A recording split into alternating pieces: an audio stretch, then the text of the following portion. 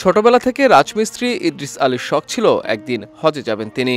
কিন্তু দিন এনে দিন খাওয়াটাই অনেকটা কষ্টসাধ্য ছিল তার পরিবারের।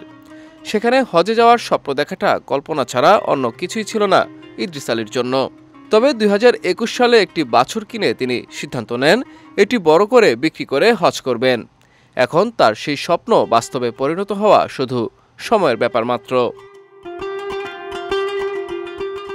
২০২১ সালে ৬০,০০০ টাকা দিয়ে একটি বাছুর কেনার পর থেকে ইদ্রিস আলী স্বপ্ন দেখতে শুরু করেন পবিত্র হজ পালনের।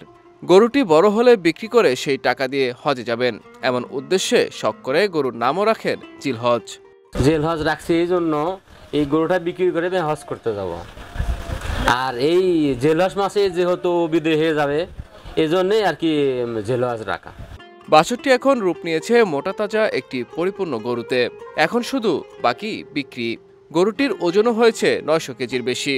জিলহজের দাম চাওয়া হচ্ছে ৭,৫০,০০০ টাকা। মক্কা শরীফে হজ পালন করার জন্য উদ্দেশ্য নিয়ে এই গরুটা পালন করছি। কেউ যদি নিতে চায় আমি দাম চাচ্ছি ৭.৫ লক্ষ টাকা। গরুর ওজন অনুমানিক ৯০০ কেজির মতো আর কি। ৩ বছর হলে গরুর লালন পালন করতেছি আমি। সাধারণত খাবার খাওয়াই এইগুলা আর কি। তিনি যদি ন্যায্য দাম ভালো পায় তাহলে আশা করি তিনি খুশি হবেন, তার মনের ইচ্ছা পূরণ হবে, তিনি হজে যেতে পারবেন।